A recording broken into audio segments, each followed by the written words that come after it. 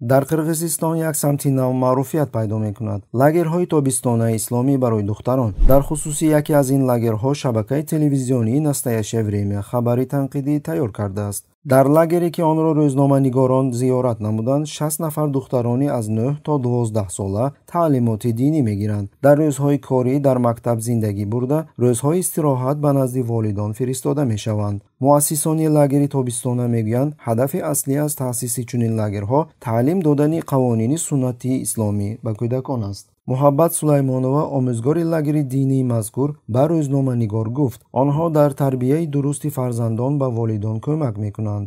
Жаштарды жакшылыкка чакырып, жамандыктан кайтаруу, диний тарбия бергенибиз жакшы да. Себеби ата-энелерин тыштап коюп, бакпай карабаган, ата-энесин укпагандар толтура. Соткада отуруп жалоба кылган ата-энелер көп. Балам тарбиялап берчи, соткадан ары болбой атат, бизди укпай атат, саба окубай жатат, китеп окубай жүрөт деп. Биздин максатыбыз ушу, илим алсын, динде тарбиялансын, ата-энесиге жардам берип карайт, ата-энени баалайт да. дар давоми 15 рӯзи таҳсил ва зиндагӣ дар лагери тобистона духтарон сураҳои Қуръон ва қоидаҳои таҳорат ва намозро меомӯзанд. Qur'onda kelgan uchurda ошол тамгаларды қобили зикр аст ки муаллифони гузориш аз бадном кардани лагерҳои тобистонаи исломӣ аз вазъи гӯё зидди санитарӣ дар онҳо ёдоварӣ карда, инчунин бо истинод ба иқтибосҳои гӯё мутахассисонӣ такя карданд, ки аз мавҷудияти чунин муассисаҳо изҳори нигаронӣ мекунанд. Но разрешение на открытие лагеря или лицензии, дающие право давать образование, сотрудники не смогли предоставить нам.